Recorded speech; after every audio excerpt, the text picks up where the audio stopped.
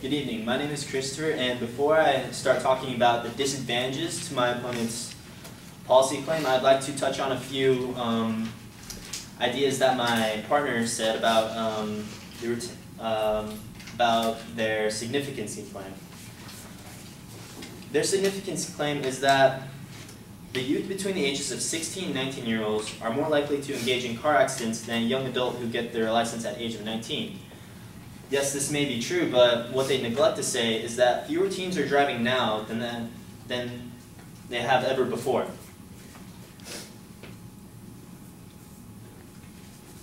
According to Alex Goldmark, who has been noted in Transportation Nation, take 16-year-olds. In 2008, 31% of them got driver's license. In 2010, it fell to 28%. That's part of a steady trend that researched back to 1983. That's when Return of the Jedi, Scarface, and The Outsiders were in theaters, and 46% years old were licensed to drive.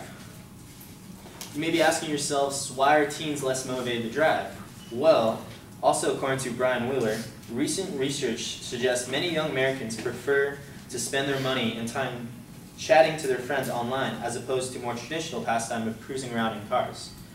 Well, since we are becoming more technologically savvy, and teens are using more cell phones and staying at home, this diminishes my opponent's significance claim because there will be less teens out there driving and possibly getting into dangerous accidents, and since this is more decreasing, this diminishes their claim. I would like to now get into my disadvantage claims.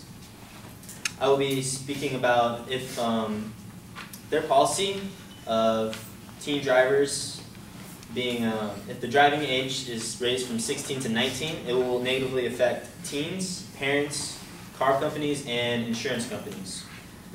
It would affect teens negatively because in raising the driving age, teens would be delayed their rite of passage into adulthood and wouldn't have reliable transportation for a job. My first sub-issue is that teens would be delayed their rite of passage. So what does this mean?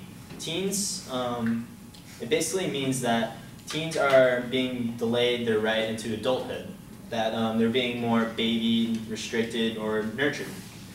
So according to Haru Murano, well, actually, first I want to say that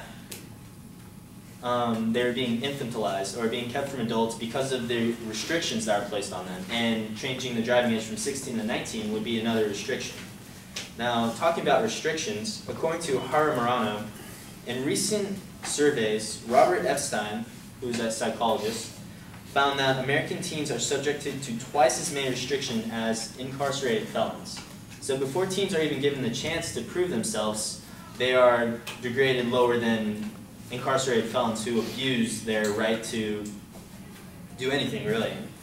So, talking about how we look at teens, well, also according to Haru Murano, psychologist Robert Epstein argues in a provocative book, The Case Against Adolescence, that teens are far more competent than we assume, and most of their problems stem from restrictions placed on them.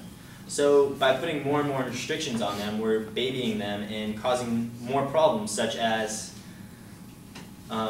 they are naive of the real world, they expect their parents to do everything for them, and this continues with more restrictions that are placed on them. My second key point that I'd like to get into is that reliable transportation is a key requirement for anyone to get a job. Well, by taking this away from teens, you are not allowing them to get a job.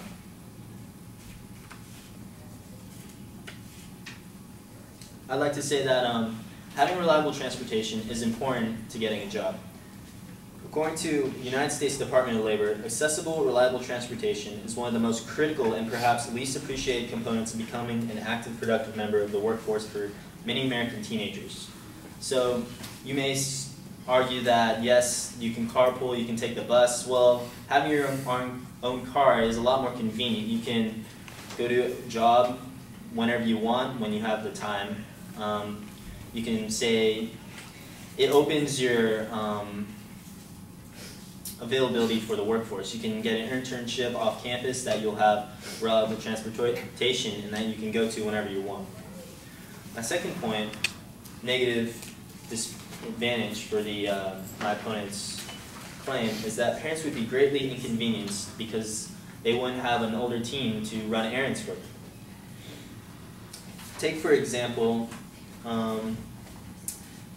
Heather Clark, a mother of 4 in Omaha, Nebraska, has scheduled so packed it makes you tired even hearing about it. On a single day in June, for example, one of her easier days, she took one kid to basketball camp, another tennis lessons, and then head off to 2 softball games and baseball practice. As you can see, her day is hard enough. And according to CNN, Clark is not the only one whose kids are involved. And that by taking away parents' teens from driving, this stops them. This does not allow them to take advantage of that quality of teens basically driving their children around and helping them out from day to day. And by not doing this, this puts a lot of stress on them and can cause, for instance, divorce, financial problems even, and so on. And also, one last thing before I conclude my constructive argument is that car companies and insurance companies would be harmed by taking out the age group of 16 and 19 because there would be less people to sell their used cars and cars to, and this would affect their income greatly. Thank you.